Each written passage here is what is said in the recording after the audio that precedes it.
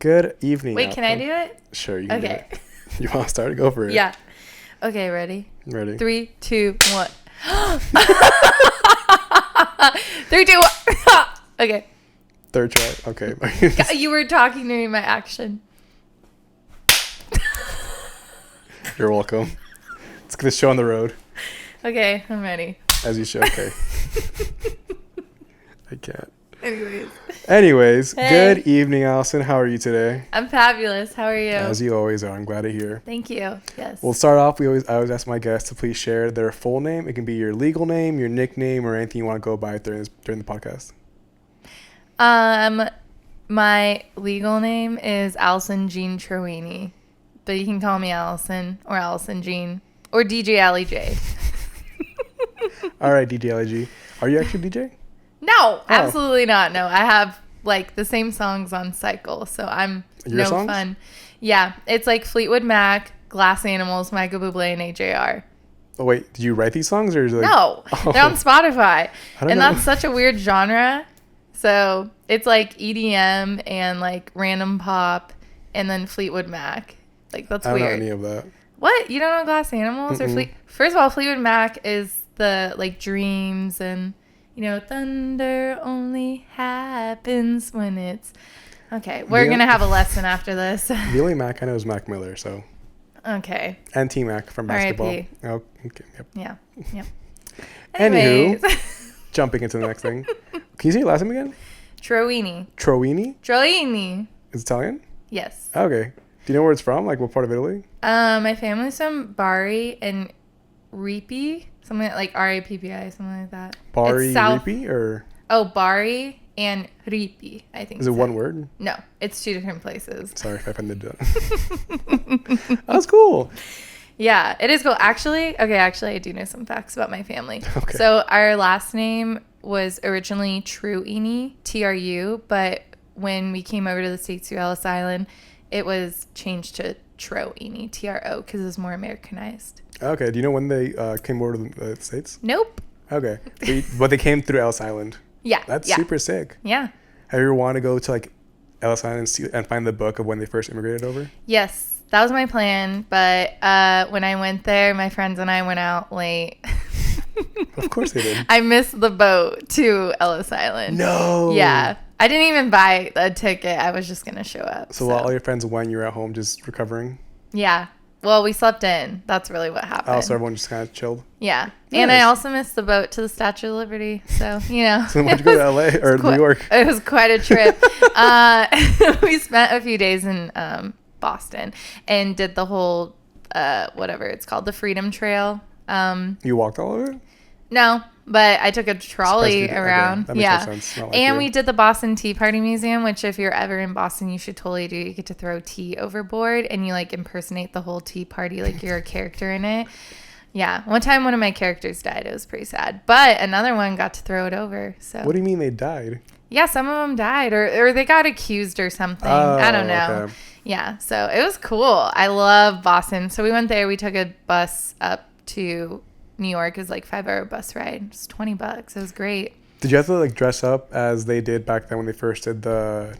You could, but I wasn't. I was just wearing a jacket. Oh, that's wild. Yeah. Okay. It was cool. Well, there are actors who are dressed up, so it was pretty cool. Nice. Yeah. And then I have family in New York, but I wasn't visiting them. They're like in Syracuse, but my dad's from New York, so. But he was like very Americanized by just like our family moving. So was your dad first generation or second generation? I think he was second. I think my great grandparents came over and then had either they came with my grandparents or they had my grandparents and my dad. So I'm like second, third generation, something like that. The third or fourth? Sure, that. Yep. I can't count. It's okay. I was a comm major. Absolutely terrible. That's sick though. Do you know when your dad was growing up, like how him and your mom met? They didn't meet in New York. My mom, born and raised, like probably 7th or 17th generation. Really? Yeah, Californian. Okay. Has been here forever. She grew up in NorCal, like Redwood City, Los Gatos area, so Bay Area. And then my dad grew up in like Mount Vernon, New York, which is just north of upstate New York. I forgot. I don't really know the terminology. But yeah, he had a lot of cousins because his mom had a lot of siblings. And then he has a really funny story, which he won't like me telling, but it's funny.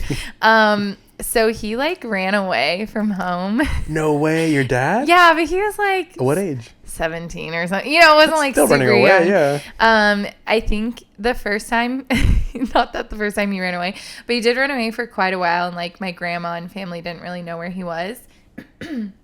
And then he joined the Air Force, and no one knew for a while. Then I don't know if he came back, but then he like he joined the seminary, like the priesthood seminary. Okay. And he studied to become a priest for 5 years. And he said every year they had to rewrite the Bible, which is insane. I could list all the names for the Bible. Rewrite it? Like just kind of copy it? Like yeah, word for word. Because I guess they didn't really have anything else to talk about theologically. I don't know. But yeah, he was hilarious. I just learned more over the years how like they would like sneak stuff in, and it was kind of like a boys club, like you know, it was like yeah, literally like yeah, they drank, they went out, like they went out in the Air Force too, but it was just really funny from the priesthood. And then his story goes that he was told he wasn't a good fit anymore, so he left. That's bananas. But my dad never gives me any details, so I just put 2 and 2 together. Like, oh, he probably like did something to piss the priest off. That explains so much about you, actually. Well, it's funny because you wouldn't think this of my dad until you got to know him, yeah. And it's just kind of like out of left field. So it's He's really your wild funny. Side. Yeah, he does. I guess I don't know. I guess my mom's more tamed. I thought she had a like more vicarious living life, but yeah. So they met. Well, they don't have like a meet cute story. Yeah, it's just they met at a conference or something, like their companies. But the cool thing is they didn't go to college. Or my dad went to St. John's in New York for like a year, and then my mom did like some community college, and then they were a part of the tech boom era, so they didn't need a degree. They just like worked. You want a coding job, you want a systems architect job, here you go. So they started off in tech like right when it started. So my mom ended up working with HP, and my dad worked for a company called Unisys. He was there for like 30-40 years, which is unheard of, and it was crazy. They literally laid him off at like age 70. He's like, I can't believe this. I'm like, most people are retiring at 70. They laid him off? Well, I mean, they've been laying people off for years, so It was just his days were numbered just because they were upgrading systems, and really they were what's it called, downsizing. Yeah, but he was one of the last people. So but that's wild to like be there for like 30-40 years and then just get let go like nothing. Yeah, it was he freaked out, and I like called me. He was like, so how do I make a LinkedIn? I'm like, can you just chill? And he's so like, funny. Did I get any hits today? Like I would check his LinkedIn. It was hilarious. He got a job with one of the clients 3 months later. Like they were shocked. It was United Airlines actually. And they brought him on as a contractor, and he's been there ever since. So that's so dope. Yeah, he's totally fine. But my mom, my mom worked for HP, and she wanted to continue working, but then she had me and my brother. So she stopped, and my dad started working more. And but yeah, they met at a conference or something like that, and my dad kept asking her out, and she was like, no, you're kind of weird. And then he was like kind of funny, and then I think he like kept pursuing her, so she's like, okay, and then they fell in love, and they've had an amicable relationship ever since. Good Lord. Yeah, so but yeah, my dad's a hoot, just like an angry Italian guy, but he's hilarious. Yeah, I want to go back to something you mentioned earlier about how your dad left and was in the Air Force for 5 years. During that time, or he was in the Air Force and then he went seminary for 5 years. Okay. During that time, did you have any contact with your family? Like kind of. I think he was in contact with his aunt. Is that my great aunt? I don't know. My mom, my grandma's sister. She's the only one who knew where he was at the time, and I think it was like 6 months or something. My aunt told me this story, so I don't have all the details, but that's kind of what she said. Like, yeah, we had no idea where your dad was. And then like 6 months later, we found out he was staying with like our aunt. And I'm like, oh. So, yeah, it's anticlimactic. It's all right. Yeah. That's pretty cool, though, that he did that, like, for so long. Like, he was in the Air Force at random, ran away, and then was in seminary, got kicked out, and then started working. Then he got married, and not to my mom. I have a half sister. Oh, so, nice. yeah, it's funny because you look at the pictures with his first wife and with my mom, and I think she was Italian and my mom's not Italian, but they like never smiled in their photos. I'm like, this looks real happy. And do you know why? Oh, I think they just didn't like each other. Well, that's one part of it as well. Yeah, I don't know. They ended up getting a divorce when my sister was 10 or something like that. So they moved to Texas, and then my dad didn't talk to her for several years. And then when my sister was 18, she came out and like found my dad, and like I think they talked kind of, but like never saw each other. And then they reunited when she was 18, and I was like just born. So she's like 50 now. Oh, she's old. So And you're almost there. So funny. So are you. Yeah. Whatever. That's fine. I aged like a fine wine. Grapes. But anywho. It's all the same. Sure. But that's cool that they did that. And then you mentioned a little bit about your mom, that she started working. So she's from Northern California. So she was there during like the Spanish and like just when they were the ones running the area, or like your no family? idea. Okay. I just know she thought we were German for a long time, and then we aren't that much German at all. We're like more Irish, and I think I'm French, which that was hard to understand because I'm not a big fan of the French, but no offense. Love their wine though. Love their wine. I love that. Yeah. That's cool though. So parents met at a conference? Do you know what it was, like at the conference? No, honestly, they're the most like, yeah, we met. Yeah, we liked each other. Yeah, we got married. Like, there's no cute story. Like, we met in high school and it was love at first. Like, nothing. It's just they were working. Amicable. Yeah, literally amicable is the best way to put it. Well, that's so sweet. Yeah. My mom was engaged a few times before my dad. I know. Wait. A few times? Yeah, I thought that was so funny. Like, you know when you have the birds and the bees talks with your parents? I didn't really have that, but like eventually she was like, oh, you know, I never was intimate with a man until I was like over the age of 18. She was totally lying apparently, and she was much very intimate. Yeah, much earlier in her life. I think she said like when she was 25 was her, you know, first intimate moment with a man, and I'm like, interesting. But she was totally lying, and she was like engaged in her 20s like once or twice. To the same person, or like the two different people. Okay. Yeah. So yeah, and she like rode like her boyfriend's motorcycles, and like she was also in like a crazy car accident with one of them because there's this really I guess infamous Highway 9 to go to Half Moon Bay. It's like very dangerous, and the guy was stupid and just like thought he could go around a car on a highway on a corner, obviously crashed into something. It flipped, fell on my mom's hips. I was like, listen, I just learned about this a few years ago. I was like, what? Yeah. So I'm still learning about my parents is what I'm trying to say. I like still barely know them. Your parents sound very active and just a little wild. Yeah, I guess they are. Like, but I don't know much about them. Like, I've been learning things through my adult life. Like, and also my dad like just recently started opening up more about like his life. It's interesting. Like, they were so reserved, and now like they're like, oh yeah, I did that back in the day. I'm like, what? So when you're growing up, were they like very just like rigid, very strict, very just like tame? So I have older parents. Like, I'm 32 and they're damn. Yeah, thank you. I look so much younger. That's not what I meant, but whatever. Keep it to yourself. But my mom is, I think, like 68, 69. My dad's 79. Something like, I always forget.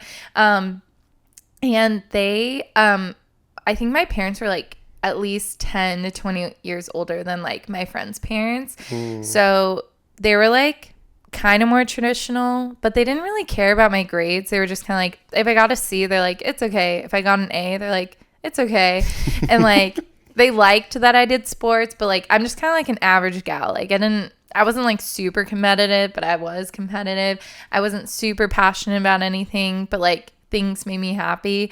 And I think a lot of my drive or lack thereof was because of my parents' like encouragement or lack of encouragement in things. So my dad was like very interested in sports for me and like jobs. He like at age 13 or 12, he's like, when are you getting to work, Al? I was like, maybe when the labor laws like change it to early, like it's 15 and a half, I gotta wait. So I was like put to work right away, and then I went to private school too. So like there was a lot of expectations from my school that I like, they want you to get into an Ivy League school. And I was like, no. I literally went to community college. I'm like, I paid this amount of money to go to community college, but best decision ever. Like if anyone ever wants to go to community college, it's the way to go, especially money wise. And I literally, Stanford teachers were teaching me because they took part-time jobs at the community colleges. So I got the same education for literally like probably like a 16th of the price. So yeah, it was really cool. But yeah, I forgot where I was going with that, but basically, what was the question? You can't even remember. No, that was a really like long tangent. I was like, you know me. I think the original question was just how your parents met, and if they were like very rigid and very just like. Oh, the rigid, yeah. So they're older. So a lot of my friends had younger parents, and they just like didn't have a lot of just like not interest, but like they just kind of let me live my life. But they also were like, you need to be home at a certain time, and like I was a pretty well behaved kid. It was my brother who kind of acted out and like. Not ran away, but just like didn't tell them where he was like a lot of the times. Like father. Yes. Oh my God, it runs in the family. Literally. Literally. So yeah, and I had like a long commute to school, high school. It was like an hour train ride, a 20-minute bus ride, because I was in a small town, Garlic, USA, and then I had to go to like the big city, which is San Jose. Not like it's San Jose is the city to us farm towns. Yeah. But usually people call it the city, San Francisco, right?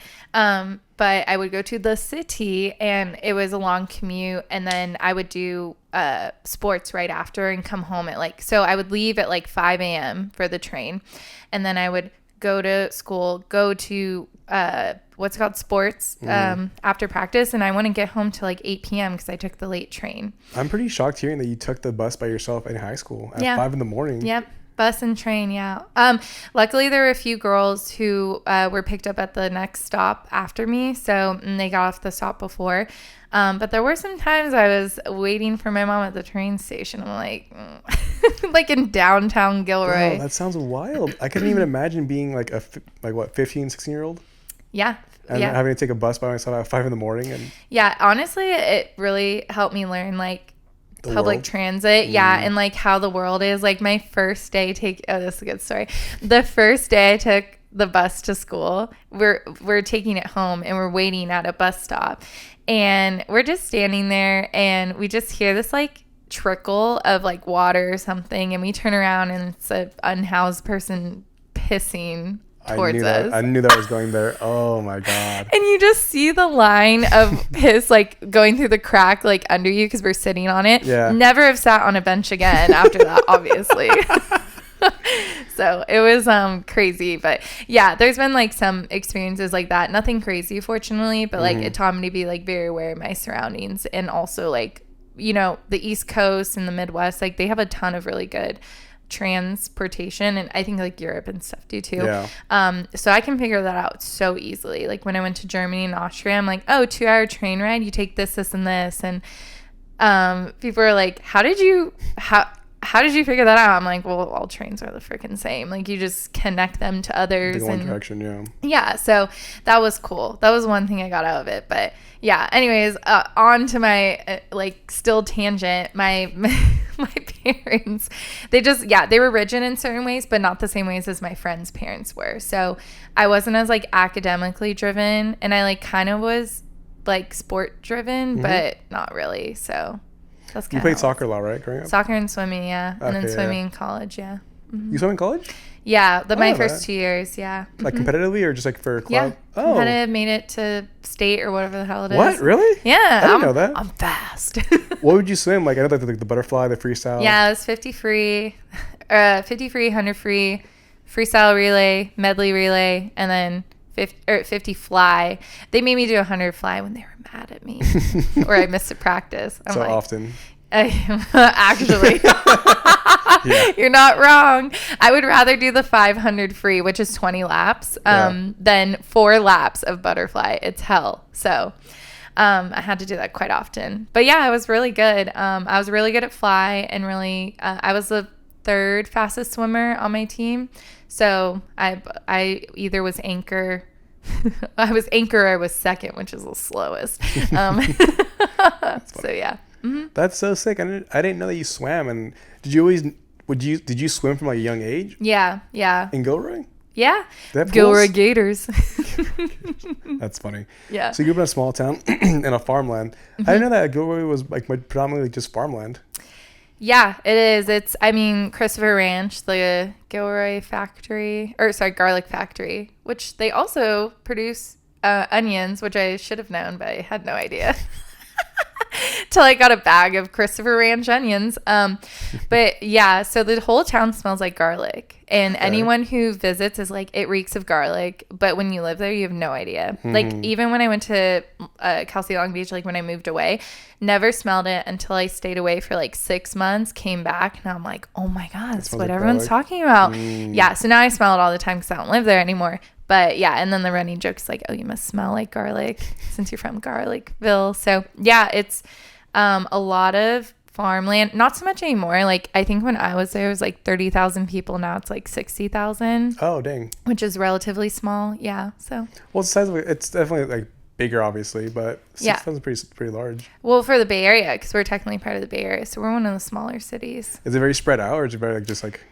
There's like a suburban part, and then there's a rural part. Okay. So yeah, it's like it's condensed, and then it's like rural. Mm-hmm. Yeah. So it sounds like it's a little bit like Riverside or. Ew. Okay. There is some crime, but not that much. Not like that. Like just like it's a small city and like a bunch of open fields. Yeah, I didn't even know Riverside's like that, but. Yeah, parts of it is like that. That's pretty sick, though. Yeah. What made you want to move out of Garlic? Out of Gilroy? That's fine. Garlic Town. That's what I call it. It's accurate. Oh my gosh, everyone wants to move out of there. It's actually, it's seriously an awesome place to live. When I grew up, like for kids and stuff, like back in the day, like you could ride your bikes. Like I would play roller hockey with the boy neighbors outside. You would ride your bikes till sunset. You know, all the stuff like come home when the street lights come on. Like that was still part of my childhood. Whatever. I would go back to that any day. It was awesome. That sounds cool though, in California especially. Yeah, exactly. Yeah. So yeah, it was awesome as a kid, but then once you reach high school, you're like, I gotta get out of here. I gotta get out. And I stayed 2 extra years because I was in community college, so I was commuting an hour and a half now in traffic up and down. So that was horrible. But I would leave at like 5 a.m. to go to swim practice and do weights or whatever it was. Then I would stay till like at least 6, and then wait out traffic. So it was another long ass life I lived in my academia career. And I was working full time at the time too. So it was a lot, but that's so funny that you're so driven. I know. I am very driven. Yeah. Yeah. So you mentioned that you don't really know where it comes from because it was your parents giving you the attention and then not giving you attention either. Yeah. I think it was like, I think I'm like driven to figure out what I like and don't like. And then like when I'm doing stuff, like I'm always down to try stuff, but I don't think I've really, there's few things I found that I freaking love. You know how people just like have that niche, like passion. I don't really have that. Like I have a passion to get to know people. And I had a passion like to swim until a certain point because like, when you start very young, like you start to loathe it. And that was the same thing with soccer. I was a keeper and it was fun until it wasn't. Yeah. How are you a keeper but also a swimmer? So they're two very different roles. Well, yeah, the breath work is different. Yeah. Sorry, I like totally like screamed into this. That's okay. You're like, what? It's me. Hello. But well, the keeper runs the least. Hello. Yeah, two and two together. And I was sweeper too, like the back. Okay, that makes more sense. Yeah. I feel like keeper makes more sense. No, because as a swimmer, like you're more exhausted because you're just breathing and constantly moving, whereas keeper kind of like more stationary and you like. Oh, that's true. Yeah. but it's different breath work. So I was a horrible runner. So, and people never understood that. I'm like, you guys, I have gills. I can't run on land. So yeah, I was a part of it's class 1 competition, competitive league. Oh my God, I hated that. We ran the football field every freaking practice 10 times. I'm like, I thought we were playing soccer. We're not in track. So that was annoying. But yeah. And then when I joined my high school swim team, one of the guys, he's from Argentina, he's like, in my practices, we run. I'm like, are you kidding? I pulled my groin muscles, which I didn't even know I had. And you do have them. And it's horrible. And it took me months to heal from. So anyways, like these people are punishing me. So I'm not a runner. I'm passionate about not running. That's for sure. Freaking dead. Do you swim now or no? No, I used to when I came to Long Beach State, I used to, but now I just go to the gym barely. But yeah, I think that's like an issue too with like college athletes. I was talking to another college athlete friend of mine, and you are kind of like beaten the fitness is beaten out of you to the point where you don't want to do it anymore. And, I did like 5 a.m. weights. And then right after that, we'd have a 2-hour practice. And then after school, we would have another 2-hour practice. Yeah. And then on the weekends, sometimes we'd have a 4-hour practice. Like if we're tapering or something, which means like you're just like chilling before the competition. Yeah. Like we would still be freaking in the water forever. It was, or even soccer, like we'd be running and then we'd be doing drills constantly. Mm-hmm. And typically swimming's in the spring and soccer's in the fall. So I was a year-round athlete. It was exhausting.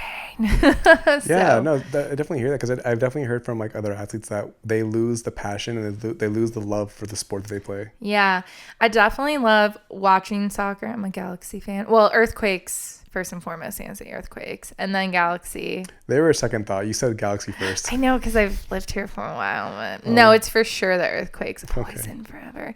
But Beckham's from Galaxy, so I'm like, but yeah. So yeah, I really like watching the sports. I like playing them, but and also like you're not in the shape you used to be, or like you're just never going to be at that fitness level unless you like continued it.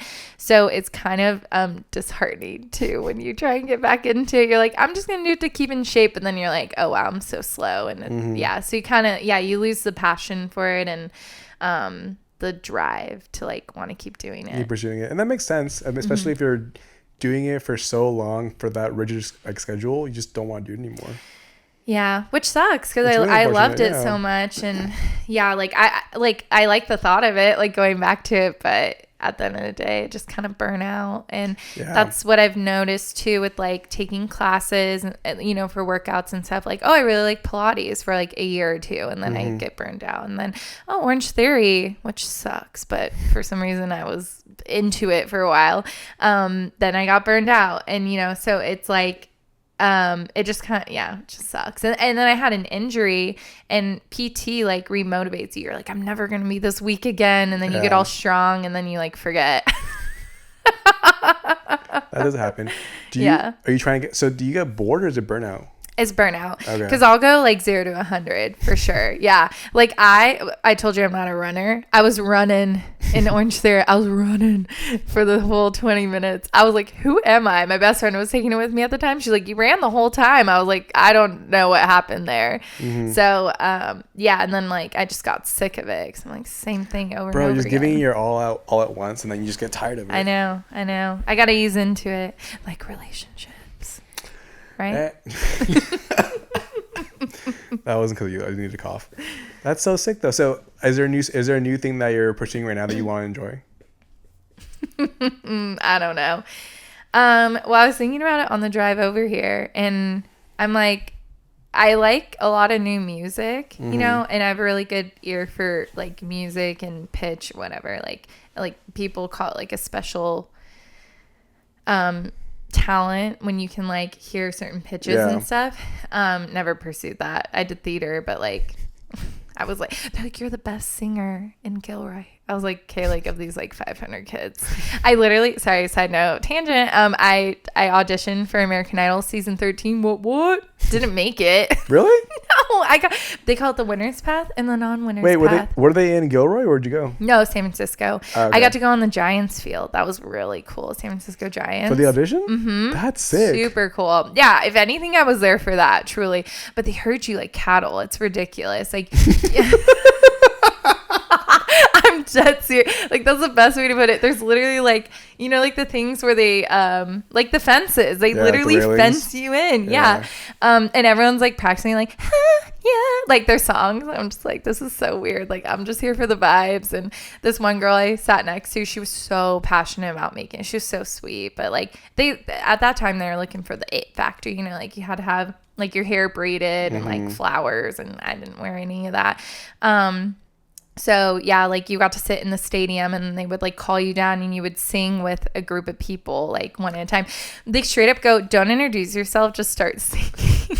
Oh my God. I was like, what a great introduction to like my future, you know? Like, so it's different from the show where like you don't go in one by one, you do it as a group? Yeah, so that's like a whole nother level. Like, this is like the very beginning. So you have to like pick up your registration the day before, and then like the next day you have to show up at 5 a.m. They herd you like cattle and just literally everyone's like, moo. No, I'm just kidding. And they vocal cords, it's an exercise. Yeah, literally though. I heard some weird stuff. I was like, where am I? My mom's like, isn't this fun? I'm like, it's honestly weird. Was it your idea? I think it was both of our idea, because we loved American Idol, and it was just like something to do that was fun. And we're like, it was also the last city, so it was a very low chance. Like they were just looking for certain people. That's what I told myself. And so yeah, you like go into the stadium, you sit there, and then they basically like call you by row, and then the girl, so like then you're in these lines, and it's just producers, it's no one important, well, you know, to me, and you're just waiting for your next turn. This girl in front of me, I would have bought her album. She was so freaking good, and she was like edgy and like different. I'm like, oh my God, how unique. They said no to her. They didn't even look up when she was singing. I'm like, okay, well, like I'm singing dancing in the street, like oh, watch out. I like, if they're not gonna choose her, they're not gonna choose me.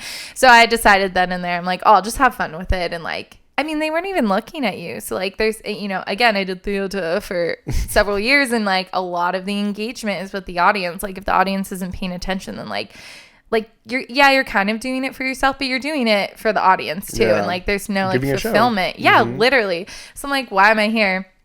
So they're like, yeah, don't introduce yourself, just like start singing. Hilarious. And what was even funnier is the first person in line was like, hi, my name is Gabriel. I'm from like Morgan Hill, California. And they just like roll their eyes and they're on their phones. And everyone starts introducing themselves. And I'm sure I introduced myself too, but I like sang like 10 seconds. That was it. And they're like, all right, so none of you are moving on.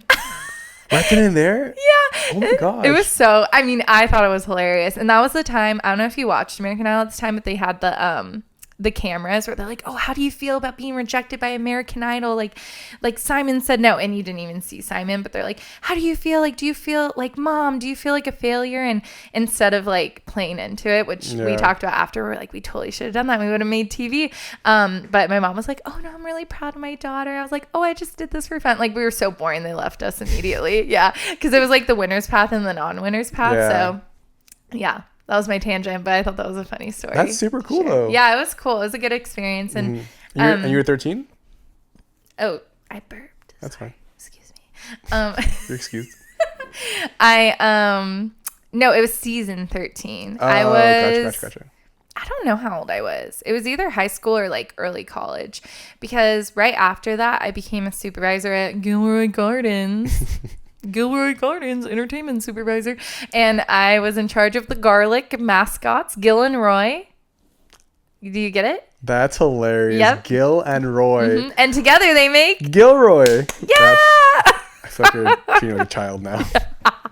You were excited though, huh? I was. That was cool. It out? Yeah. Gilroy. I was like, oh. Yeah. So it's Gilbert, and then Gil for short, and then Royale. So they were brother and sister, but they were kind of given a "I'm into you" each other vibe, so it was kind of weird. I'm like, probably should have made them a couple. You can sense that from mascots. I'm just saying, I'll show you a picture later. I think they're into each other. But yeah, so my staff, who they're just lovely people, and I did theater with them because it's a small town.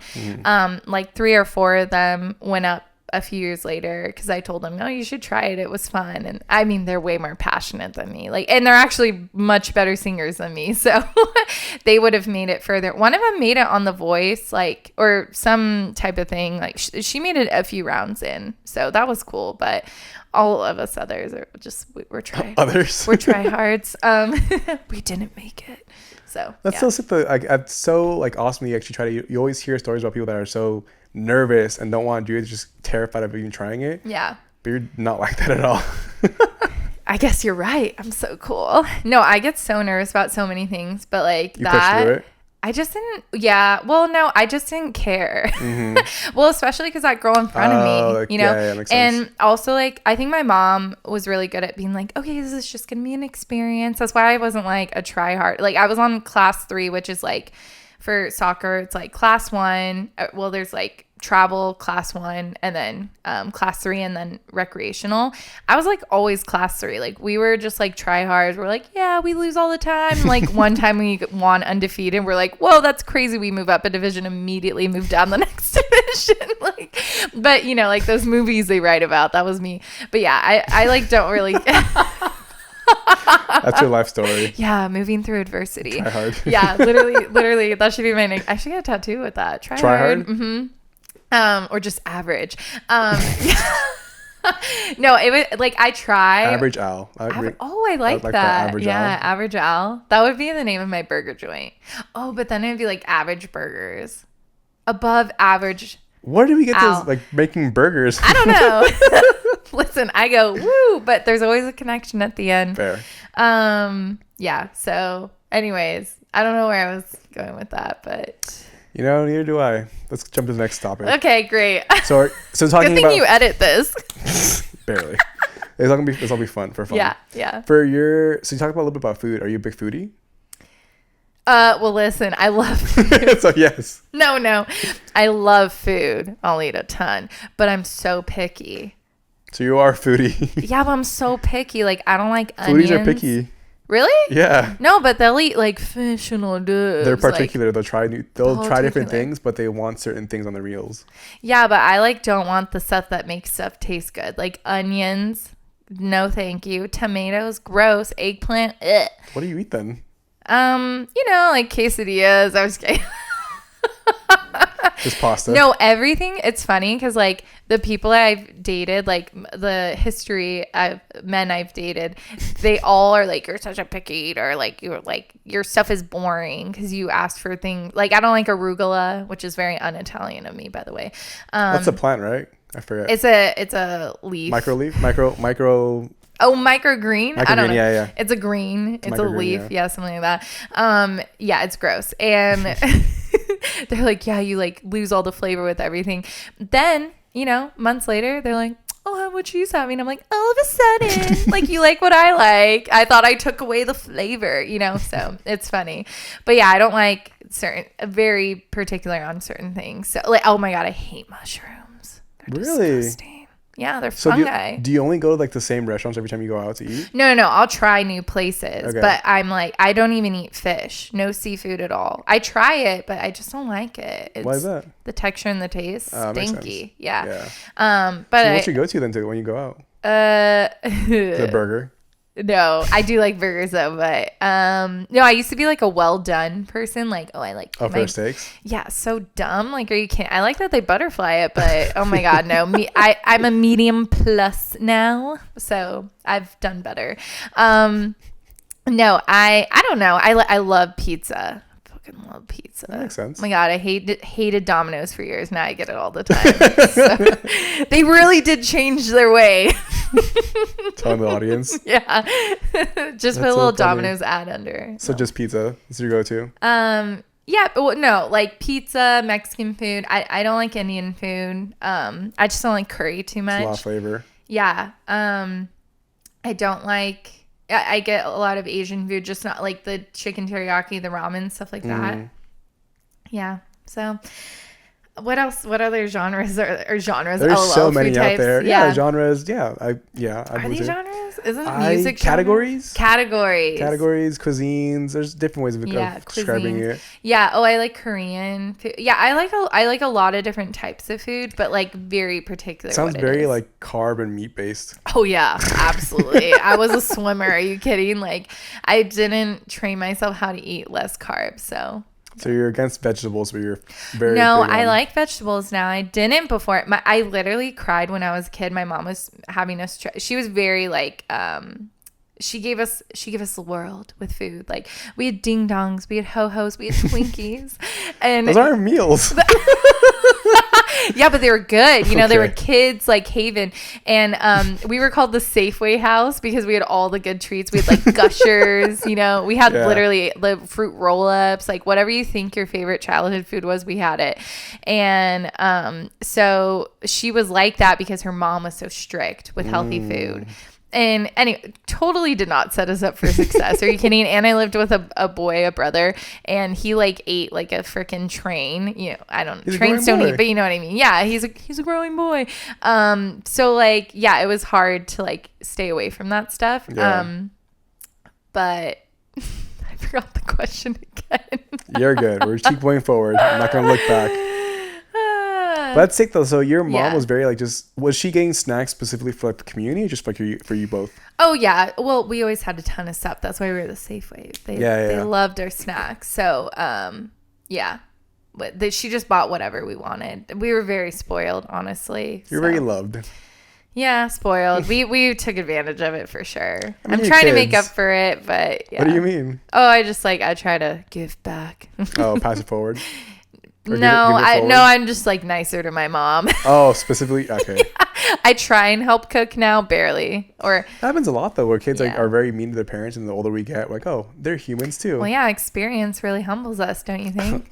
Yeah. Like I like hated my parents for a really long time. Isn't that wild? Yeah, now I'm like, that was stupid. And then I'm like, oh, I can't wait for my karma when my kids hate me for everything I've done for them. So yeah, it's really interesting, especially the difference between all the generations and like what my mom went through in the workplace versus what I go through in the workplace now. Like it's just, there's been, I mean, literally the civil rights movement happened between my parents growing up and me growing up. So they grew up in a complete, like they happened pre-civil rights and I happened post. Like that must be really hard to raise someone like with such a different world experience and the world view. So yeah. Your parents are like your mom's like in her 70s, so she was born like what, in the 50s? She was born in 56, yeah. Okay. So she was growing up during the time of the civil rights movement. Yeah, and then my dad was 46 after the war. Right after the war. Have you ever asked them like what it was like for them? Again, very brief people. They were just like, it was hard. So yeah, and my mom had a lot of siblings. My dad had one. So she was the oldest, he was the oldest, and my mom has like two other sisters and then, oh God. Yeah. 2 sisters, 2 brothers. So 5. And then her dad was, my grandpa and then my grandma, but they got divorced when she was like an adult. And then this lady who's crazy. Got married to my grandpa, and then they stayed together till they both passed. So their upbringings were like very tumultuous, and I mean just classic, like, you know, post-war upbringing. And my grandpa was in the police force, and he was a MP for the Marines. So like pretty hardcore guy. Damn. But he came off as a teddy bear, but like honestly, he was built as a Marine. So, and then my grandma actually had bipolar, so that my mom had to deal with that firsthand. And then she had a sibling who was 12 years difference. So that was like her kid. She might have been younger, but still. So my mom had a lot of responsibilities when she was young.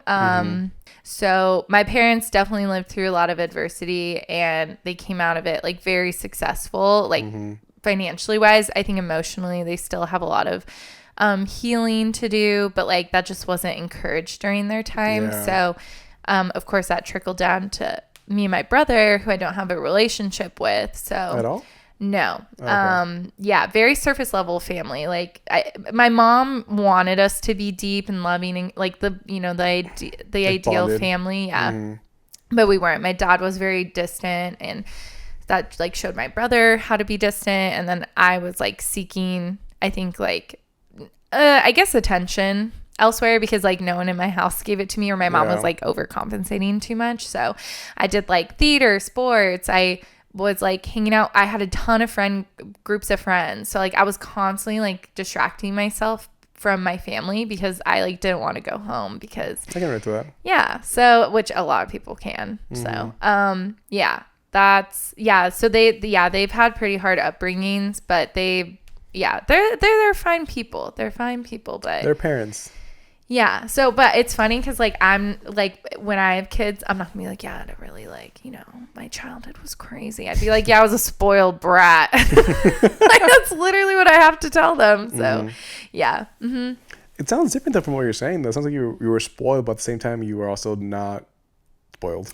Yeah, actually that's funny you say that because like I was really spoiled. Like my parents worked in tech, so like the clients they would get like the first generation iPod, or when the iTouch came out, I was one of the first people to have it. My dad we had computer desktops for both of us every year. Like I was raised in the tech world, very much so. And that was really interesting because like I had that upper hand, I guess, compared to all my friends. And then my dad at the same time was like, you really need to work. You really need to work hard. Like you need to do good in sports. You need to do good in school, and you need to do good at work. Like when are you going to work? And that gave me anxiety to like start working at the age of the ripe age at 15. I was babysitting at like age 12, like the two kids next door, they're like these two little boys would crush on me and we would play Nerf guns. One time, again, tangent, they have a pet snake and it escaped. And when I was putting them to bed, I was like, oh, what's in like this little like sanctuary thing? Like, oh, that's our snake, but we don't know where he is. You were 12? I think I was 13 at the time. Oh, but still, big difference. I was more mature. Oh my God. I sat on their dining room table till the parents came home. They had to come home early from their date. I hate snakes. Yeah. So, so I started working. I worked at the theme park, Gilroy Gardens, which is so funny because I was in a magazine for them when they first came out. And it was me and my brother like in an ad. And I was like, when I grow up, I want to work at, it was Bonfante Gardens all the time. And then the city bought it, Bonfante Gardens. And like, here I am at 15. I'm like, oh my God, this was my dream. But it was like the go-to job in high school for everyone. But then I ended up working like full-time immediately. Like I was working full-time hours, and then I started working actual full-time when I went to college. So I was taking like 18 units. I was working 40 hours a week. I was commuting an hour and a half each way. It was like I had all these friends. I had a boyfriend at the time. Like what? I was never home, and my parents were really bitter about that. So yeah, I was really, like I said, I think I was like seeking something, like just trying to like grab onto anything that I like enjoyed and gave me attention, because at home I didn't get any of that. So yeah, I think that's why I kept busy, and I was driven to find something. Still figuring it out. And that's fine. I think all people are still too. But thank you for sharing an opinion. That's super awesome to hear. Yeah. So I can definitely relate to that. Yeah. So I think we talked about it before. Yes, we have. You're good. But no, I mean, now that you're older, you kind of see where your parents came from and what they have shared with you. Like, what's been the experience like for you? Like, is there a memory? Like, what's one of your favorite memories of your parents growing up separately? Wow, that's like a great question. They should ask me in therapy. Like straight up. Oh no. Yeah, well, because like they do talk about the good. They're like, what's something you appreciate your parents? But I don't know. Like, that's fine if you don't know either. I guess like my parents always being home. Like my dad, he was gone like 300 days of the year, so I didn't really grow up with a dad. But my mom was always there, always present. Like she was my Google before Google was a thing, and she still is. And so, yeah, I think just having the availability of my parents, I think was probably the best part. There's like fun memories of like my family, like joking with my dad. Oh, I guess like, okay, wait. My dad's very gullible, so we would do April Fool's jokes on him. So my mom got a brand new car in 2008. It was a 2008 Nissan Murano. It was this ugly green gold color, but we loved it. And my dad was like so excited, and he's like, take care of it. Like he parked it far away so people wouldn't hit it. It was annoying. And so on April Fool's, we called him because he was out of town, like Sacramento. And I called him. I was like, hey, Dad, what are you up to? And he's like, not much, driving to Sacramento, as you know. I was like, oh, okay. Like, yeah. So he's like, how's the car? You know, so that's what he cares about, the brand new purchase. Yeah. We're like, you know, we can't really find it. He's like, what are you talking about? You know, Hollywood Videos at the time, Blockbusters. Yeah. We were looking for a video and we left the car on with the keys in the car because we were like going to be right back and it's not there. He's like, you got the windows rolled down, and like he's getting really heated. We're like, yeah, we were just going in for a sec. He's like, oh my God, you gotta be kidding me. Like, bleep, bleep, bleep, all these curse words. And he's like, I'm turning this car around. I'm coming home right now. I can't believe you. And I was like with my mom too. It's not like it was just me. And I was like not old enough to drive. And then we're like laughing. We're like, April Fools. And he's like, that's not funny. I already turned around on the freeway. I would be so upset. Oh my God. It was so good. I would it be was seething. hilarious. Yeah. No, I can't wait for your kids to get to you.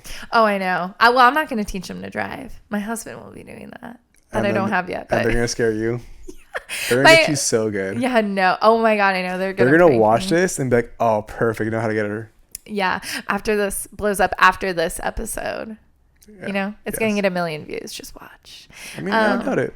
Yeah, whatever. It will get 1 million views by me. Like I have a video on YouTube that I need to like delete, but I don't have the login anymore. And I'm like, wow, 107 reviews. And I'm like, pretty sure 100 of those are mine, but that's super funny. Yeah. So, but yeah, no, I'm not looking forward to the karma if you put it that way. Just a way of life, you know. You are a fun child and you have fun children. Yeah. No, it'll be so fun. Like I'm so gullible like my dad. I'm very similar to my dad. So people will get me. So, and I laugh about it. It's funny. Yeah. Yeah. So what about now? Like, what are you shooting for now? What do you mean? Shooting for? Like, what are you like aiming to achieve? Like, as you mentioned, you have a lot of things you're looking at, a lot of goals. And if you have like a lot of passion, that's fine. Like, do you have a lot of hobbies right now? Like, do you bake, crochet? Oh my God, first of all, I'm 32, not 52. I've met so many people our age that crochet all the time. It's in right now. Well, I used to knit. Okay. Crocheting's a little hard, but knitting. You got so offended by me saying crochet. I know. I started knitting at like age 21. Hilarious. I'm like, I've been old for years. No, I don't really have like major passions. I'm like really into my dog right now. Like really like being a dog mom. I didn't grow up with a dog. I grew up with 2 cats, which they're great, but I grew up with a dog, or I didn't grow up with a dog. I was like gunning for a dog for years. Finally got one. He's the best. He's my child. As you know, you love your dog. So I've been trying to like do adventures that are like dog friendly. Hilarious. Like anything focused around like my boyfriend would be like, oh, I'm going to take you on a date night. And I'm like, oh. Can bring the dog? Huh? Can bring the dog? Yeah. I'm like, can Duke go? And he's like, dude, like you gotta get over it. And I'd be like, don't talk to your son that way. He's like, he's literally my dog, not my son. Like he's like, I'm an owner, which sorry. You honestly need that as a dog owner. Like we got him trained and stuff because he's like a shepherd husky pit bull mix. You know, he has a lot of aggressive breeds in him. Sweet guy though. But I was like, no, I want to make sure we train him because like those are aggressive breeds just in case like he's well behaved. And it was just so funny. The first thing our trainer was like, so you can't call him your son. He's your dog. America really like is super dramatic with their pets. And I'm like, yeah, that's true. Like, and his parents are from Mexico, like had ranch dogs, you know? Yeah. You know how it is. And so he's like, dude, they can literally sleep outside. I'm like, that is literally a crime, which it's not, but yeah. Dude, no, I mean, personal story of mine. We lost our dog because they slept outside. So a coyote. Oh no way! Yeah. Oh yeah. Okay, yeah. So I'm like, I completely agree. Like dogs outside at night, I can't do that. Yeah, I hope people take that to heart because that's a true story. And like cats get eaten by coyotes all the time. Yeah. So, and just because your dog's big doesn't mean they're gonna like survive. Especially if there's a pack. Me just being dramatic, but yeah. No, it's true though.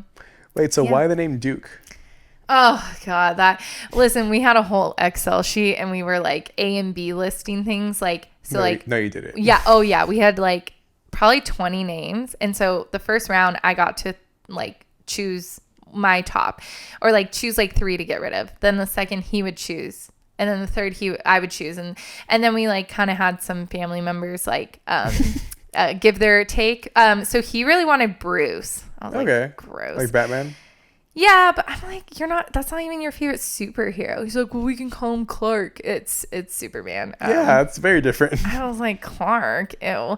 And like, I wouldn't even name my Clark, son come that. here, Clark. Yeah, Clark Kent. Like, are you kidding me? No, he's like so into the DC Marvel movies. So, no, I was like, absolutely not. So I think his brother came up with Duke, and I was like, that's a cool name. And then, and then we saw him. And I was like, oh my God, so we got it down to final 2 is between Duke and Bruce. And he's like, okay, you can decide because you're the one who really wants the dog. And so I'm like, oh yeah, I'm going with Duke. And he was upset at first. He's like, no, I think he's a Bruce. And no, he's totally a Duke. So yeah. And now I'm Duchess. Before I was Queen, and now I'm Duchess. I'm like, that's a downgrade, but it's like Duke and Duchess. Yeah. So yeah, it's his. So it's like you two now. Huh? So you and Duke are a thing, and your boyfriend's kind of just there. Yeah. Exactly. He probably calls himself a king for all I know. We're the peasant. Yeah, literally. He's the peasant. No. Yeah. So it's, but yeah, that's probably like the thing I'm most passionate about right now. And then my work too. Like I just, it's a lot about, Title 7. So like the Civil Rights Act, like protected statuses and stuff. And then, also Title 9, like sexual misconduct and stuff like that. So that's just, there's been a lot of change, just not even like the past 4 years, but the past like few decades of that, and the definitions of it and what it means and like all that. So and like I transitioned into HR a few years back, and I like really like the people focus of it and like the operations of it. But then I really got into employee relations, 'cause I'm like, oh, there's a lot of like what's it called, injustice going on, a lot of things being swept under the rug, and I didn't really like it. So I got more interested in that, then got a job with the Superior Court of Los Angeles, and that was really cool because they have a really good process for looking at stuff at those measures. And then now I'm at my job now, and it's really cool to see that at like a higher ed level, to see how much like schools care about their students, even though like, oh my God, the tuitions. I remember I was complaining like $3,600 a semester, and now it's like, I don't even know how high it is now. Yeah, it's crazy. And then I was like, oh, we're paying for the USU, or, you know, like when I started, the alums were complaining because they were paying for the rec center they never got to use. And then I'm like, oh, now I have to pay for like the USU or whatever it is. I don't think it's the USU, but you know, like another building renovation. And I'd be all bitter. I'm like, wait, I sound like the alums. You're getting old. So I had to come back and work there. So yeah, but it's really cool to see like all the intricacies and how everything operates, and how much like people really do care about the students in education. So yeah, that's like been a huge focal point the past couple years, is like the passion in my job. Like that stuff really matters. And so. No, it's super cool. I think we should help you find a hobby. Yeah. So pickleball, I guess. Like I just, we lived in an area where there wasn't a lot of young people, and we just moved to a place with more young people. So I'm hoping to get more into things, but I need to. I was thinking about this on the drive over here. I'm like, oh, I should really think about like something I should do and be passionate about. Like I'm down to try new things all the time. Like, you know, I'm always down to try a beer. Like. And then I love traveling. Like that's my first. Oh yeah, absolutely. I forgot about that. Yeah, my first international trip was like, oh my God, I can't remember. It was my 30th birthday. So how many years was that? 2 years ago? No way. Oh my God, it was my 29th or 30th birthday. And anyways, my friend, she was trying to get me to go to Mexico. I'm like, no. I'm like stressed. I don't want to, like my work was stressing me out at the time. And then she like randomly was going with her cousin, and then her cousin and her friend were like, oh, we're gonna go to Colombia. They call me on my birthday, like, you gotta go to Colombia. I'm like, dude, no, that's like such a high crime place, like travel advisories, like hell no, you know. I'm like, that's not gonna be my first country, and I don't want to go. They're like, so we kind of already bought your ticket. I was like, no way. And fortunately at the time I had like two of my best friends with me who were like, you have to go. You have to go. So, and it was crazy because the person who bought my ticket, first of all, didn't meet him yet, but he's like, he had money and he's like, oh, it's for a good time. And take care of you. Yeah, I was like, yes, please, anytime. I got business class so I got to like lay down and stuff. I'm like, wow, that's a good life. On your first international trip? Yeah, I know. I was spoiled. Again, I'm spoiled. So that was what it is though? Your positive vibes. Thank you so much. You put them out and you receive them. Yeah, that's true. A lot of people like to invite me to things for the vibes. So yeah, I like to have I guess I'm passionate about making sure people have a good time. So yeah, but yeah, that was, I don't know, but that was really fun. And that's when I was single at the time. So like, my best friend wasn't, and she like, but her cousin was, and he was like very, interested in going out and like meeting a bunch of Latina women. And they have this one bar there called like Mono Bandido. And, it's what is favorite Monkey Bandit. And basically they have a napkin where in Spanish, it's like, I'm a little monkey that looks like this, like has a jean jacket on, wanting to get the attention of like the guy in the red jacket. And my question to you is like, do you want to buy me a drink? So, and it's like in Spanish, obviously, and you give it to your waiter, and your waiter brings it over to that table, but they don't know where the napkin came from because they do like whatever they do to make sure they don't see where they got it from. So then the people have to figure out like, oh, who's the person in jean jacket, which by the way, no one wears jean jackets in Colombia. So I was like a sore thumb. I'm like, this is cute. I'm like, so anyways, that was really fun because on the last night we met a bunch of people, like they were from a hostel. So like they're from like Mexico, Venezuela, like all the Latin America places. And, well, of course, one guy from Ohio who I ended up hitting it off with. I'm like, are you kidding? The one American in the group? Come on, guys. But it was really funny because like, I basically was like, oh, who like from the sausage fest wants to buy me a drink? Hilarious. So that, of course, like they give it to the guy from Ohio, and like from the back, I think they thought I was like a Colombian, and which is so funny. So I'm like, hello, I am not. And so he like comes up to me. He's like, hola, ¿quieres like un shot?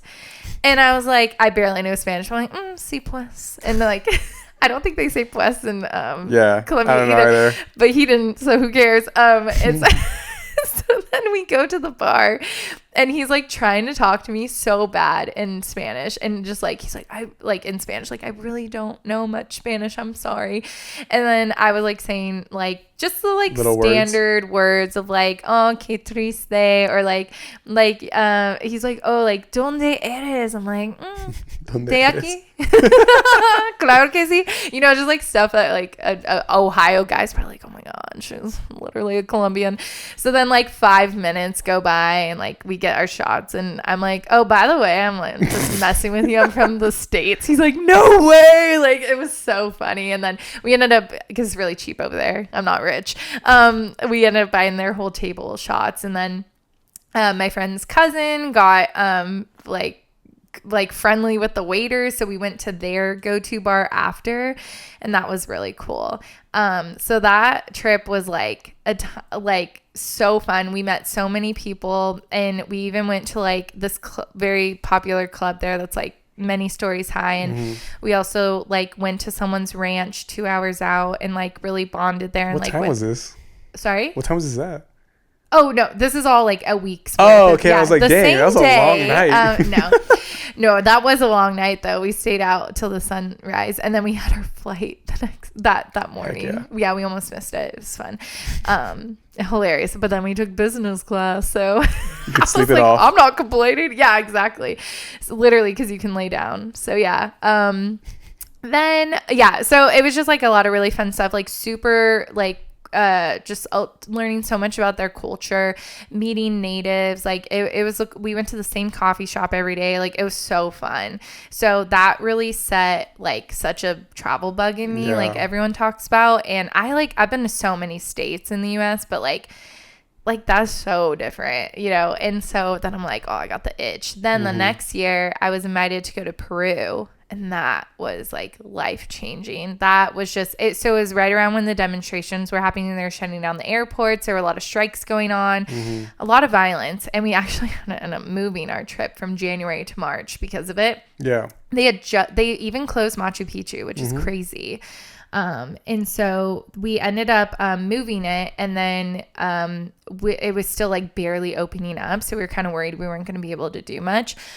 We had the best time, like, again, life changing. So we were in Lima for a couple days. That was really fun. But the meat and gravy of the trip was in Cusco, and that was just beautiful. That's where like Machu Picchu is, and all the like the Inca culture and stuff like that. And we met a native. His name was Yimicito, and he was just so sweet. He was our private tour guide, which I'm like, whoa. Again, the money that you spend over there, like it's like different. Royalties. Yeah, it's crazy. We had a private driver and a private tour guide the entire time. He took us on the entire last 10 hours of the Machu Picchu hike. Like, that's insane. I thought we were going to do that by ourselves. I was like, thank God. I was literally dying. I was like, I did not prepare for this. But yeah, he just taught us so much about the culture and like the importance of like people visiting and understanding the Incan culture, and like just like his culture and his family. And like there's a lot of like Catholic religion over there, but there's also like the Incan religion. I don't know what it's called, but like their main person is like the Pachamama, and like they rely on like Mother Nature, like that's their god, and like all the elements of the world. And so that's why they lived so high on the mountains. And there's like all these terraces and so much history. And also, again, it was barely opening up, so there weren't a ton of people. So we were just talking to locals left and right, and oh, it was beautiful. Like I literally cried when we left. Like I didn't want to leave. Damn. And it was the best experience. We did anything you could think of. We had like a private cooking lesson, which was so cool. And then we had a hike for Machu Picchu, which was, that was, you know, like in the movies when people like discover a new piece of land, they like walk over the hill and like there's music. Yeah. That was literally a moment. I had that moment, and we were like teary eyed, not just because the hike was brutal, but because it was so beautiful. And like it was raining, there was sun, there was wind, there were clouds. Like we got all the elements, like there were waterfalls we were passing. Oh my gosh. Like I tell anyone, like if you're ever going to go to Peru, you got to do it the way I did it, because like it was life changing. So yeah. And then I went to Germany and Austria, which is really cool. We learned about like World War II and stuff like that. And we went to Oktoberfest. That was dope. But yeah, Peru will always have a place in my heart, because it was just like, it was so beautiful learning it from someone who was from there and born and raised there and had kids there. And we have a WhatsApp group chat with him to this day, and we check in with him, and he's just, beautiful people over there. That's so sweet. Yeah. You should go.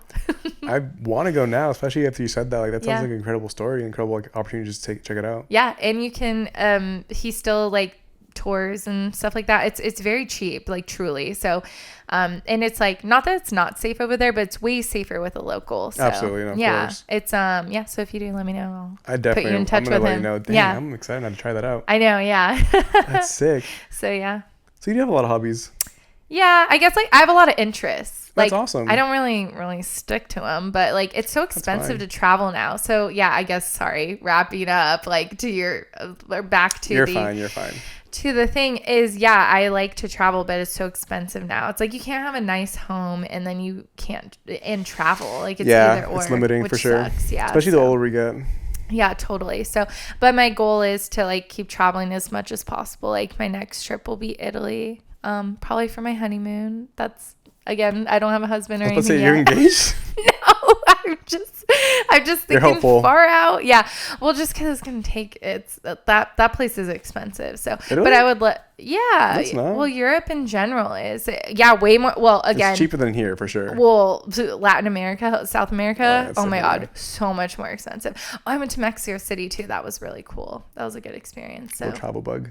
Yeah. Oh, yeah. If I had the chance to travel every year, like if I had money for that, I would be there in a second. So, yeah. But, once you get in relationships, have dogs, your parents get older. Oh, okay. That's different. Yeah. That one, yeah. The other stuff, I'm like, eh.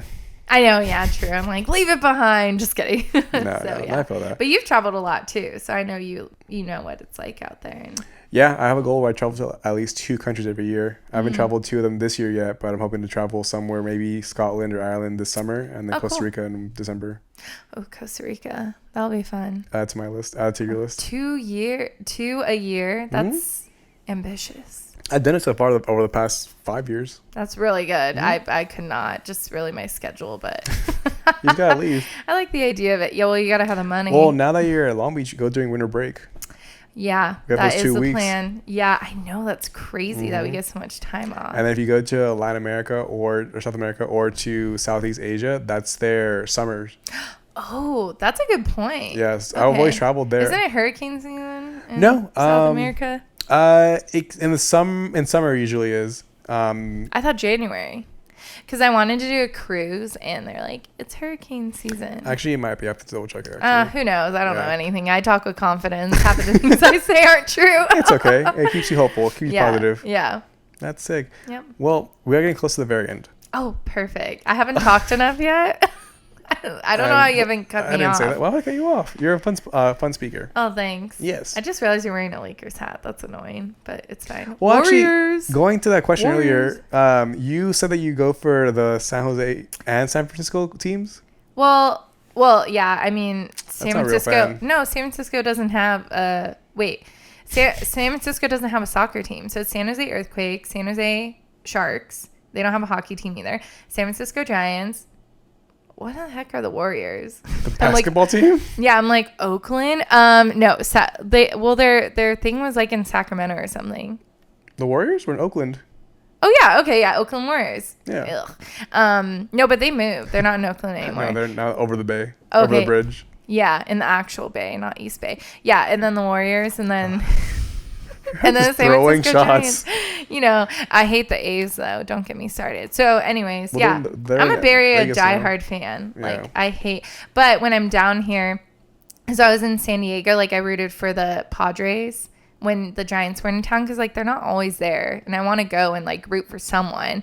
And I like the Yankees too because my dad's from New York, but that's about it. I'm selective. I hate the Kings. I hate the Ducks. I really hate the Lakers. The Ducks? Yeah, the Anaheim Ducks. What's wrong with them? Yeah, they suck. They're okay. That's Sharks. I did like the Gulls though, and they were the minor league team in San Diego that. The Gulls like seagulls. Yeah. Oh. So weird. I was like, why am I rooting for birds? But yeah, they take all their players to the Anaheim Ducks. So I guess technically I like the Ducks, but you just said you hated them like the most. I do though. No, I hate the Kings so much more. Okay. Yeah, so much more. Anyway, sorry. I think you should become like a SoCal fan because you've been here for so long. I know. Well, that's why I'm a Galaxy. Well, I like Galaxy because of Beckham and like other notable players who've come from them, but. Yeah. Oh, never Dodgers. Oh my God. No, I can't be a SoCal fan for everything. It's too hard. You try. And if I am a SoCal fan, it's San Diego. Like I like the San Diego Waves, like the women's team, and then I like the Padres more than any like Angels. Ew. And the Dodgers disgusting. Yeah, I know because you're an Anaheim boy. So. Oh my goodness. Yeah. Just a hater. Just like the Bay Area was all mine. That's fair. Yeah. I can respect that. So yeah. No, you're good. Anyways, yeah. Sorry. you were like about to tell me to stop talking. No, I wasn't. I was just asking you questions. You're good. You're chilling. We're literally fine. One thing I'd want to ask you is, so obviously we're getting close to the end. One thing I always ask my guests are, what's one memory that you want to make sure is recorded and kept on file and just shared eventually? Oh my God. I don't know. I didn't prep you for that reason so that way you don't have the chance to prepare for it. Well, I don't have anything memorable. Well, what's a memory that you want to say for yourself as well? Or just if you have a chance to ever share it with like your kids, your family, like a memory of yours. Oh my God, I don't know. You can think of one. Take your time. No worries. Yeah, can you cut all this thinking time? No. People are just like, okay, I'm just cutting to the end. No, you're good, dude. I I really don't know. I'm like, I'm like, when I got Duke. But that's, no, I need to do something non-dog related. It can be dog related. No. Maybe just maybe like my memory of going to an all-girls school, high school. And I was like afforded the opportunity to go to like private Catholic school too. Maybe that, but I mean, honestly, that Peru, talking about the people there, like being able to bring my kids back there one day, like, oh my gosh, that's probably like a memory I'll always talk about. Mm-hmm. But one I haven't mentioned here, maybe like how, I don't know, like the takeaway I want like kids and everyone to remember about me is like being your authentic self. And like, I mean, I let that stuff, I let other things get in the way all the time from that, but like, I feel like, you know, I've been bullied as a kid. I've been like a part of a lot of friend groups. I've had best friends. I've had distant friends. And I think a big reason of that is like I've always been like myself and like not like I've given off authenticity. And I think that's really important, even if people think you're weird, loud, annoying, like whatever it is. I've been called those things.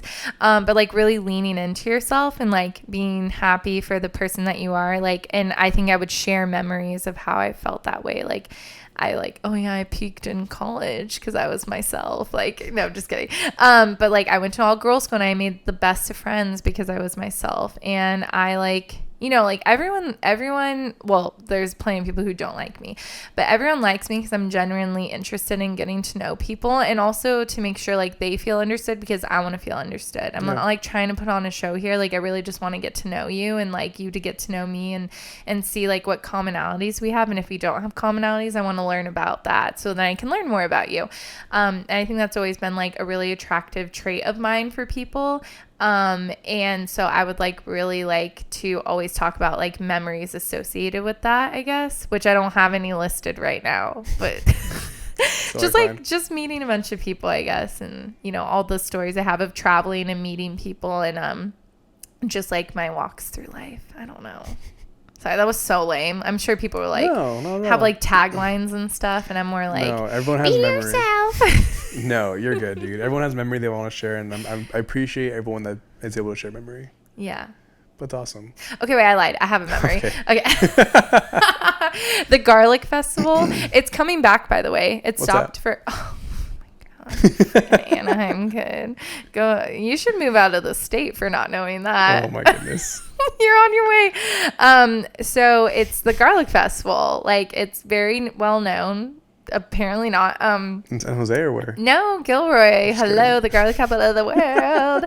And we have like garlic queens, which is so funny. Yeah, it's like a pageant. Oh, okay. Yeah, but they're called garlic queens, so it's weird. And Japan does the same thing. Tokyo, because they're technically the largest producing of garlic, but like we take the title because we're Americans. You know, we take. Everything. Oh, really? Mm-hmm. I thought we're not technically the biggest producing of garlic, but we like hold the title. So why is that?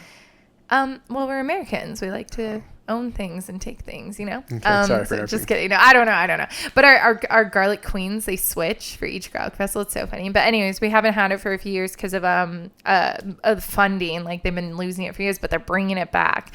So I think like one of my favorite memories that I want people to remember is the garlic festival and how fun it is and how good the garlic bread is. And it was just such a good memory. I've been going since I was like, you know, very, very little, and I was volunteering, and there's just so much like so much food, but so much fun and like culture behind that. And like for someone who grew up, like I feel like I didn't have a ton of culture with my family because they just weren't really connected to their families the way like other families are. I felt like so much culture just from that festival. So hopefully it's around so I can bring my kids, but I want to bring my friends this year, so I'm very excited. It's the last full weekend of July. Last full Friday, Saturday, Sunday. Yeah, oh my God, please come. I love, the more the merrier. It's so fun. I'd be down to go in July. Yeah, it'd be so fun as long as you're not out of the country. We'll see. Yeah. Well, DJ Allie, I really appreciate your time today. Thank you. It was a pleasure. This is actually really fun. I was like kind of nervous and, well, I was like, what are we even going to talk about? I have no life, but I guess I do. Yeah. You have plenty to talk about. Listen, put a mic in front of me. I'll go off. And that's awesome. I really appreciate you opening up as well. Yeah, of course. Thank you. All right. Thank you, ma'am. Okay. Until next time. Bye. Bye.